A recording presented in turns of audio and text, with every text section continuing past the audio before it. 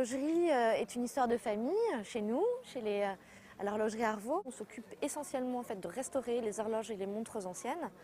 Donc il ne s'agit pas juste de remplacer les pièces ou de faire autre chose, mais effectivement de refaire et de remettre les pièces dans l'état dans lequel elles devaient être à l'époque. Il y a plusieurs choses qui rentrent en ligne de compte quand on veut faire une restauration. Il va y avoir l'état de conservation des pièces et puis il va y avoir l'usure générale du mouvement. Et donc, du coup, il va falloir s'adapter en fait aux contraintes du château, à savoir que nous, on va juste prendre le mouvement qui se trouve en fait dans un socle.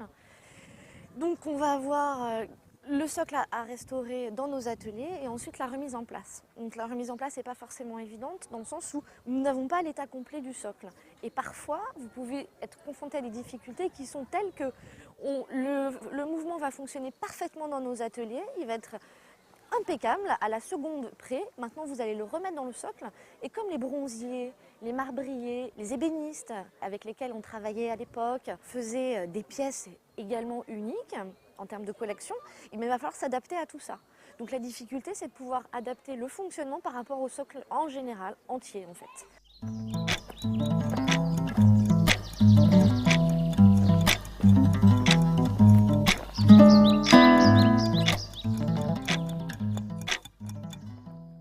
L'idée, c'est d'aller effectivement à la rencontre entre un partenaire exceptionnel dans son domaine et puis de le mettre en relation avec un château qui est la demeure des rois depuis des siècles et qui dispose d'une collection d'horloges et de pendules tout à fait exceptionnelle. Donc c'était assez naturel finalement de rapprocher un orfèvre en la matière et puis une grande maison patrimoniale comme Fontainebleau. Un des gros atouts du château de Fontainebleau, c'est justement d'être la maison des siècles. C'est-à-dire que tous les souverains ont habité dans cette maison-là. C'est leur maison de famille, finalement, depuis le XIIe siècle. Et ça, c'est très important. Ça distingue, finalement, ce château de beaucoup d'autres lieux. Et en même temps, donc, il a besoin de créer des événements qui s'inscrivent dans le présent et dans l'avenir.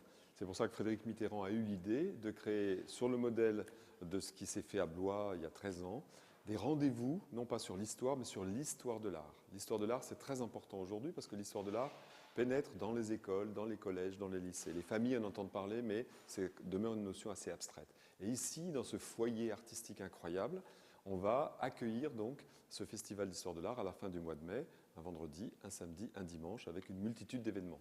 On n'imaginait pas avant de visiter les jardins, de visiter le parc, d'entrer même dans le château, le bonheur que ce château peut procurer parce que c'est une maison qui est habitée depuis toujours, parce que c'est une maison qui est très riche de mobilier. Donc on a le sentiment d'être dans un endroit familier, même s'il est extrêmement impressionnant par tout ce qu'il révèle et toutes les collections qui sont les siennes. Mais on a un sentiment de familiarité et au fond, dans une maison qui a une âme. Et je pense qu'on est touché. Quand on visite Fontainebleau, on n'en sort pas indemne. On est touché par quelque chose qui est de l'ordre de la profondeur, de quelque chose de très profond, comme si on retrouvait des souvenirs anciens.